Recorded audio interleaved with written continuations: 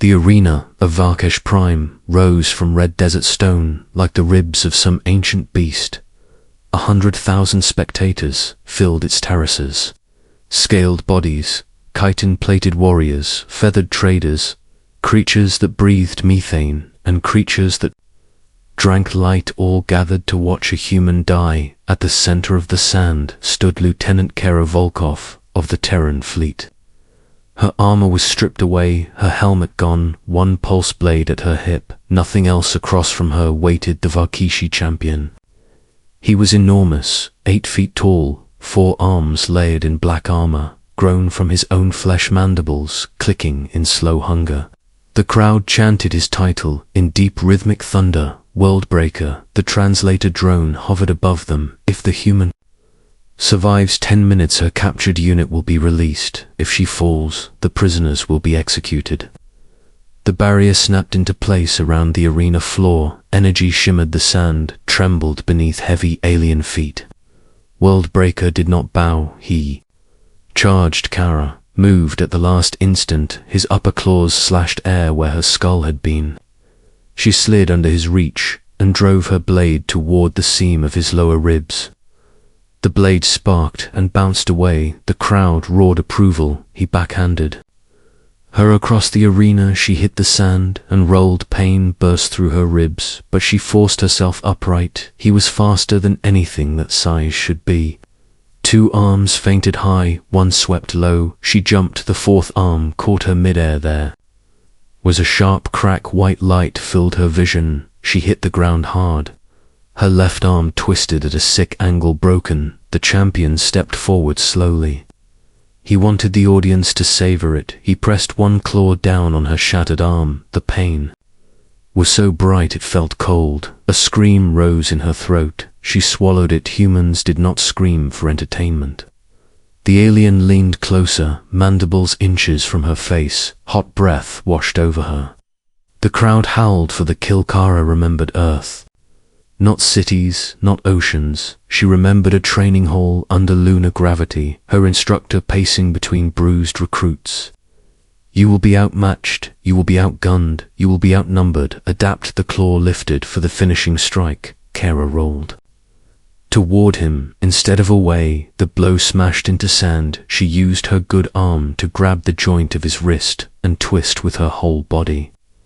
She could not overpower him. She did not try. She redirected his balance, shifted half a step. Half a step was enough. She surged inside his reach and slammed her forehead into the soft membrane between his eyes. He roared in surprise.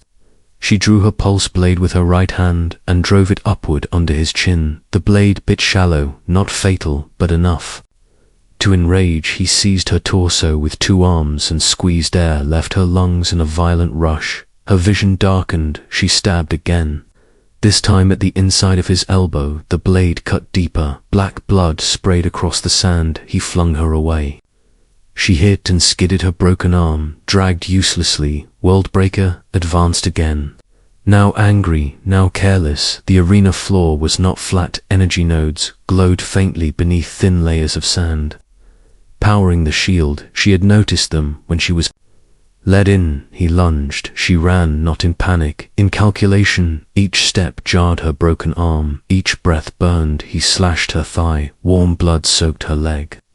She stumbled but kept moving, drawing him, forcing him to chase. The crowd shifted, confused by prey that did not freeze. He leaped. She dropped flat. His weight crashed onto an energy node. The sand burst in a flash of blue. He staggered, armor flickering with stray current. Not enough. He shook it off and roared louder. 7 minutes remained. Kara pushed herself up. Her left arm hung useless, bone grinding inside. Worldbreaker charged again, all 4 arms wide. She ran straight at him. The audience gasped at the last instant. She dove low and slid between his legs. As she passed, she slashed the back of his knee joint. The blade carved deep. He stumbled forward. She came up behind him and leaped onto his back. Humans were smaller. Humans climbed. Her right arm hooked around a ridge of chitin. Her boots searched for grip. He slammed backward into the sand trying to crush her, the impact rattled. Her skull stars burst across her sight. She held on, he rolled. She was thrown clear. The world spun. She forced herself onto her knees. Worldbreaker, limped, now black. Blood trailing his rage, filled the arena like heat. He rushed her again. This time she did not dodge. She stepped inside his largest swing and jammed her broken arm into the joint of his upper limb. Agony exploded. She almost blacked out. But the shattered bone wedged between plates, locking his arm for one critical heartbeat. With her right hand, she drove the pulse blade into the open wound at his knee, all the way to the hilt. He howled and collapsed onto one leg. She ripped the blade free and climbed again up his torso over his shoulder. He thrashed. One claw slashed across her back armor. Tore blood ran warm. She reached his head. At the base of the Vakishi skull lay a thin sensory crest, an organ that tasted the air, unarmored, delicate. She wrapped her legs around his neck ridge and raised the blade. He slammed backward into the arena wall. The barrier flared. Energy coursed through both of them. Her muscles convulsed. She screamed without sound and drove the blade down. It pierced the crest. Worldbreaker froze. All four arms spasmed. Wildly claws, carving trenches in the sand. She held the blade there, twisting his roar choked into silence. The massive body toppled. She pushed off and rolled, clear. The ground shook as he hit. Dust rose in a red cloud. The arena went silent. Worldbreaker lay on his back, limbs twitching, then still. The referee drone descended, scanning. Vakishi champion incapacitated. Human combatant, conscious. Victory condition met for several heartbeats. No one moved. Then a low murmur spread through the stands. Not hunger, not mockery, something else. Respect. Kara swayed where she stood. Across the arena, the containment field around her squad flickered and vanished. Her soldiers rushed forward, but guards held them back at the barrier edge. They were alive. That was enough. Her legs finally gave out. She fell to her knees in blood-soaked sand. Medical drones surged in, lifting her carefully. Her vision faded as the sky above the arena blurred into pale light. She woke in a sterile chamber, arms suspended in a regeneration brace. Wrapped in tight sealant mesh, a Vakishi elder stood nearby.